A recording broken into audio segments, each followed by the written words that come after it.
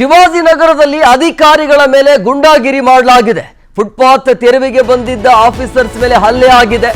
Pepper spray ಮಾಡಿ ಗುಂಡಾಗಿರಿಯ ವರ್ತನೆ ಇದೆ.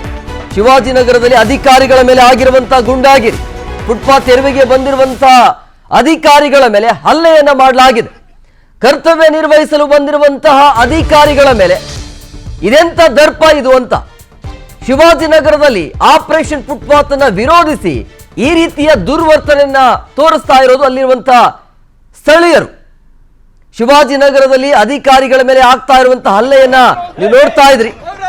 ಪಾಪ ತಮ್ಮ ಕರ್ತವ್ಯವನ್ನ ಕಂಟಿನ್ಯೂ ಮಾಡುವಂತ ಸಂದರ್ಭದಲ್ಲಿ ಈ ರೀತಿಯಾಗಿ ಅಧಿಕಾರಿಗಳ ಮೇಲೆ ಅಲ್ಲಿರುವಂತಹ ಸ್ಥಳೀಯರು ಮಾಡಿರುವಂತಹ ಹಲ್ಲೆಯನ್ನ ನೀವು ನೋಡ್ತಾ ಇದ್ರಿ. ಫುಟ್ಪಾತ್ ತೆರವಿಗೆ ಬಂದಿರುವಂತಹ ಆಫೀಸರ್ಸ್ ಮೇಲೆ ಹಲ್ಲೆಯನ್ನು ಮಾಡಿ ಪೇಪರ್ ಸ್ಪ್ರೇ ಕೂಡ ಮಾಡಿದ್ದಾರೆ. ಕೈಗೆ ಏನ್ ಸಿಗತ್ತೋ ಅದೆಲ್ಲ ವಸ್ತುವನ್ನ ಬಳಸಿ ಈ ರೀತಿಯಾಗಿ ಹಲ್ಲೆಯನ್ನ ಮಾಡಿರೋದು.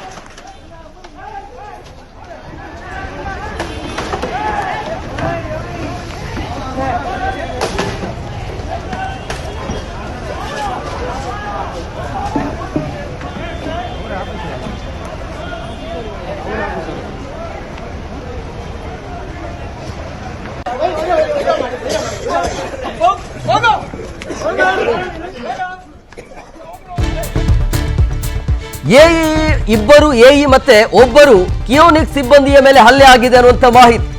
ಎಇ ರುಚಿತಾ ಮೇಲೆ ಪೇಪರ್ ಸ್ಪ್ರೇ ಮಾಡಿ ಈ ರೀತಿಯಾಗಿ ಅಟ್ಟಹಾಸವನ್ನ ಮೆರೆದಿರೋದು. ಪೇಪರ್ ಸ್ಪ್ರೇಗೆ ಒಳಗಾಗಿರುವಂತಹ ರುಚಿತಾಗೆ ಈಗ ಮೆಡಿಕಲ್ ಚಿಕಿತ್ಸೆ ನೀಡಲಾಗ್ತಾ ಇದೆ. ಘಟನೆ ಸಂಬಂಧ ನಗರ ಪಾಲಿಕೆ ಆಯುಕ್ತ ಇದರ ಬಗ್ಗೆ ಮಾಹಿತಿಯನ್ನು ಕಲೆ ಹಾಕ್ತಾ ಇದ್ದಾರೆ. ಈ ರೀತಿಯಾಗಿ ಕರ್ತವ್ಯದಲ್ಲಿರುವಂತಹ ಅಧಿಕಾರಿಗಳ ಮೇಲೆ ಹಲ್ಲೆಯನ್ನ ಮಾಡಿರೋದು. ಪೊಲೀಸರಿಂದ ಮಾಹಿತಿಯನ್ನು ಪಡಿತಾ ಇದ್ದಾರೆ ಜಗದೀಶ್ ಅವರು. ಪೆಪ್ಪರ್ ಸ್ಪ್ರೇಗೆ ಒಳಗಾಗಿರುವಂತಹ ರುಚಿತಾ ಅವರಿಗೆ ಈಗ ಮೆಡಿಕಲ್ ಚಿಕಿತ್ಸೆ ಮುಂದುವರಿತಾ ಇದೆ. ಘಟನೆಗೆ ಸಂಬಂಧ ನಗರ ಪಾಲಿಕೆ ಆಯುಕ್ತರು ಇದರ ಬಗ್ಗೆ ಮಾಹಿತಿಯನ್ನ ಕಲೆ ಹಾಕ್ತಾ ಇದ್ದಾರೆ. ಎಇ ಅದರ ಜೊತೆಗೆ ಇಬ್ಬರು ಎಇ ಒಬ್ಬರು ಕಿಯೋನಿಕ್ ಸಿಬ್ಬಂದಿಯ ಮೇಲೆ ಹಲ್ಲೆಯನ್ನ ಮಾಡಿದ್ದಾರೆ ಅನ್ನೋದು. ಕೇಬಲ್ ಬಿಚ್ಕೊಡೋ, ಕೇಬಲ್ ಇದು ಮಾಡಿ.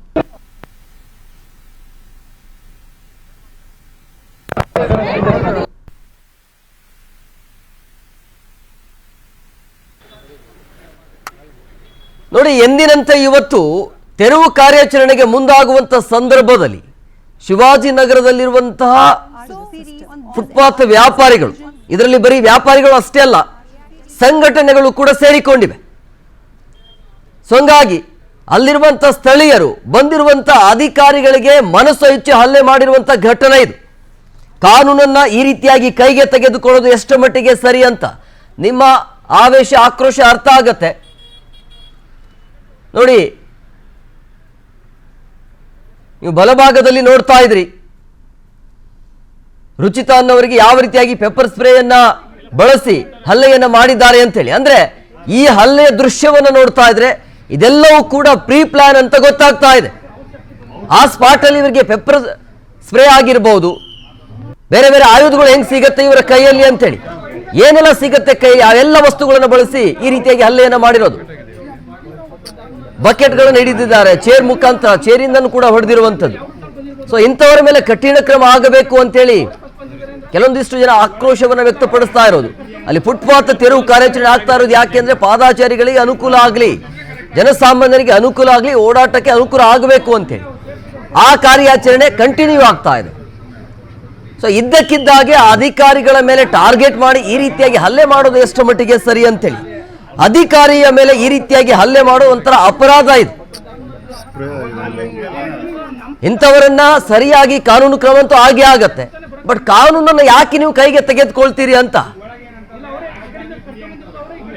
ಇದರ ಮಾಸ್ಟರ್ ಮೈಂಡ್ ಇರೋದು ಬಸವರಾಜ್ ಪಡುಕೋಟೆ ಅಂತೇಳಿ, ಆತನ ನಾಪತ್ತೆ ಆಗಿದೆ. ಹೋರಾಟಗಾರ ಬಸವರಾಜ್ ಪಡುಕೋಟೆ ಸಂಪರ್ಕಕ್ಕೆ ಸಿಗ್ತಾ ಇಲ್ಲ, ಎಸ್ಕೇಪ್ ಆಗಿದ್ದಾರೆ ಅನ್ನುವಂತ ಮಾಹಿತಿ ಇದೆ. ಈ ರೀತಿಯಾಗಿ ಅಧಿಕಾರಿಗಳ ಮೇಲೆ, ಸರ್ಕಾರಿ ಅಧಿಕಾರಿಗಳ ಮೇಲೆ ಹಲ್ಲೆ ಮಾಡೋದು ಅಪರಾಧ ಇದು. ಯಾರು ಕಾನೂನನ್ನು ಕೈಗೆ ತೆಗೆದುಕೊಳ್ಳೋಕೆ ಅವಕಾಶನೇ ಇರಬಾರದು, ಇರಲ್ಲ. ಬಟ್ ಹಂಗ್ ಮಾಡಬಾರ್ದಾಗ ನಿಮ್ಮ ಆವೇಶ ಆಕ್ರೋಶ ಏನಿದ್ರು ಕೂಡ ಅದನ್ನ ಕಾನೂನು ರೀತಿಯಲ್ಲಿ ಅಥವಾ ಮನವಿ ಇಲ್ಲ ಏಕಾಕಿ ಹೊಡೆದಿರೋ ಸರ್ ವಿಡಿಯೋದಲ್ಲೆಲ್ಲ ಒಳಗಡೆ ಹೋಗ್ಬೇಡ್ರಿ, ಬರ್ರಿ ಸರ್ ಒಂಥರ ಆದ್ರೆ ಪೊಲೀಸರ ಸಮ್ಮುಖದಲ್ಲಿ ಹೊಡೆದಿರೋ ಇದನ್ನ ಖಂಡಿಸ್ತೀವಿ ಸರ್.